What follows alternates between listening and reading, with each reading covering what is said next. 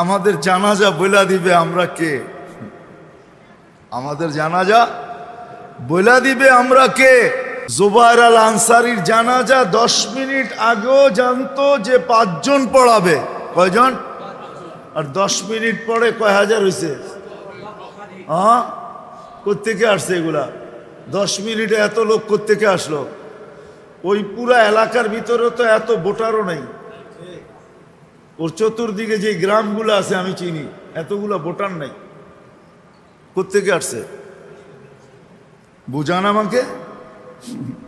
আল্লাহ বলছে মানুষ দিয়া যদি পুরা করা সম্ভব না হয় তাহলে ফেরেশতা দিয়ে পুরা করে দিব। হ্যাঁ হ্যাঁ, হাদিসে আছে। সূরা ইখলাসকে যে মহব্বত করার মতো করে আর পড়ার মতো পড়ে আর বুঝার মতো বুঝে আর বুঝানোর মতো বুঝায়, তার জানাজায় 70,000 ফেরেশতা আসবে। তো জুবায়ের আল আনসারীর জানাজায় ফেরেশতা আসছে, মানুষ আসে না। কেননা ওই গ্রামে ওই মাদ্রাসার চতুর্দিকের গ্রামে 70,000 ভোটারও নাই। আমি চিনি ওই গ্রামগুলা, আমার বিচরণ আছে ওইখানে। 70,000 ভোটারও নাই। একটা থানায় কয়টা ভোটার থাকে? আশুগঞ্জ থানায় কয়টা ভোটার? 1-1.5 লক্ষ ভোটার, ঠিক না? পুরা থানার লোক কি চলে আসছে নাকি 10 মিনিটে? কোত্থেকে আসছে? ফেরেশতা আসছে, ফেরেশতা। জুবায়ের আনসারীর জানাজা ভিন্ন, ঠিক না? ওইখানেও বলা হয়েছিল 4 জনই পড়বে। কয়জন? 4 জনই। 10 মিনিট আগেও দুনিয়া জানে 4 জন পড়বে, কিন্তু 10 মিনিটে যে 10 লক্ষ আয়া পড়ছে এটা কে জানে? আমি তো বলি ওগুলো একটা মানুষ ছিল না, ওটি ফেরেশতা ছিল। ওটি কি ছিল? মানুষ ছিল না, নাহলে 10 মিনিটে এত মানুষ আসে কি করে? এত মানুষ আসার কথা না, ওগুলো ফেরেশতা ছিল। এই জন্যই তো পুরা গ্রামের ভিতরে কোথাও খুঁজা করুন আর কোনো কি পায় নাই।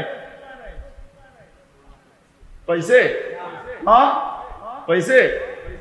গ্রামের মানুষ তো আসেই নাই, করুণা ছড়াবে কোত্থেকে? গ্রামে আসছে তো ফেরেশতা, আসছে তো। ওটি আসছে স্রোতে, গেছেও স্রোতে। আল্লাহ দেখা দিছেন মানুষের মতো মানুষ যদি গড়ে, তাইলে আমি তাকে 4 জন দিয়া জানাজা দেওয়া পছন্দ করি না। আমি তোমরা জানাজা না দিলেও আমি তোমাদের রূপ ধইরা ফেরেশতা পাঠাবো আর লক্ষ লক্ষ তাকে জানাজা দিয়া কবরে। সে মানুষের মতো মানুষ গড়ছে না। বিভিন্ন জায়গায় ব্যারিকেড। এরপরে যখন জানাজার সময় ঘনিয়ে আসলো, আল্লাহর কোরআনের পাখি, আল্লাহর কোরআনের কথা তার সারাটা জীবন মানুষকে শুনিয়ে মুগ্ধ করেছে, মানুষকে হেদায়েত করেছে, আল্লাহর পথে ডেকেছে। আল্লাহ রাব্বুল আলামিন তার শেষ বিদায়টা সাধারণভাবে হবে, মানুষ তার জানাজায় ব্যাপকভাবে অংশগ্রহণ করবে না, এটা আল্লাহ রাব্বুল আলামিনের কাছে পছন্দনীয় মনে হয় নাই। যদিও রাষ্ট্রশক্তি তারা চেয়েছিল যে জানাজাটা সাদা মাঠা অল্প কিছু মানুষের উপস্থিতিতে শেষ হয়ে দাফন হয়ে যাক, এটা চেয়েছিল তৎকালীন রাষ্ট্ররা, সরকার এটা চেয়েছিল। আমরাও প্রত্যক্ষ করতেছিলাম যে মনে হয় অল্প স্বল্প কিছু মুসল্লিদেরকে নিয়েই জানাজা শেষ করে আমাদেরকে দাফন করে ফিরে যেতে হবে। কিন্তু আল্লাহর কুদরতি ব্যবস্থাপনা, জানাজা যখন ঘনে আসতেছিল, মনে হচ্ছিল আসমানের ফেরেশতারা মনে হয় বাদ ভাঙ্গা জোয়ারের মতো এই বেটতরা এলাকায় তারা সমবেত হচ্ছে।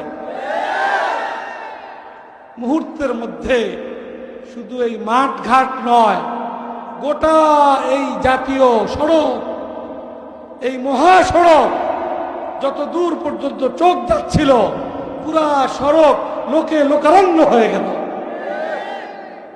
এবং ওই অবস্থায় এত মানুষের সমাবেশ, ওলামায়ে কেরামের প্রতি এই দেশের মুসলমানদের আবেগ আগ্রহ এর মধ্যে দিয়ে আবার প্রকাশ পেল, এটা ওই ইসলাম বিদ্বেষী সরকারের কাছে কোনোভাবেই ভালো লাগছিল না। তারা বিভিন্নভাবে তৎকালীন মিডিয়া ইলেকট্রনিক এবং প্রিন্ট মিডিয়া তারা তো ইসলামের বিরুদ্ধে লাগাইছিল। এটাকে যত নেতিবাচকভাবে উপস্থাপন করা যায় সমাজের সামনে, দেশের সামনে, রাষ্ট্রের সামনে, আন্তর্জাতিকভাবে তারা সর্বাত্মক চেষ্টা করেছে। এবং আমরা যারা দূর থেকে, ঢাকা থেকে, বিভিন্ন অঞ্চল থেকে বিভিন্ন রকমের ব্যারিকেড পাড়ি দিয়ে এই জানাজায় আমরা শরীক হয়েছি, আমাদের জন্য এটা একটা বড় চ্যালেঞ্জ হয়ে গেল। নানা রকমের কত রকমের জল্পনা আর কল্পনা। আসলে আল্লাহ রাব্বুল আলামিন যাকে ইজ্জত দিতে চান, দুনিয়ার কোন শক্তি তাকে বেইজ্জত করতে পারে না। হযরত মাওলানা জুবায়ের আহমদ আনসারী রাহমাতুল্লাহি আলাইহি, আল্লাহ তার কলবের মধ্যে 30 পারা কোরআনে কারীম, আল্লাহ তাআলা এই 30 পারা কোরআনের দৌলত দান করেছেন।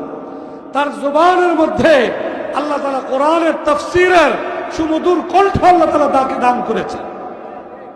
এটা কি বেইজ্জত করার জন্য? তাকে আল্লাহ তাআলা ইজ্জত দেওয়ার জন্যই কোরআনের হাফেজ বানাইছেন, কোরআনের আলেম বানাইছেন, কোরআনের মুফাসসির বানাইছেন। দেশে বিদেশে লক্ষ কোটি মানুষের কাছে কোরআনের কথা, কোরআনের বাণী, কোরআনের তাফসীর পৌঁছে দেওয়ার সুযোগ এবং সৌভাগ্য আল্লাহ তাআলাকে দান করেছেন। আল্লাহ তাআলা তাকে ইজ্জত দিতেই চেয়েছেন।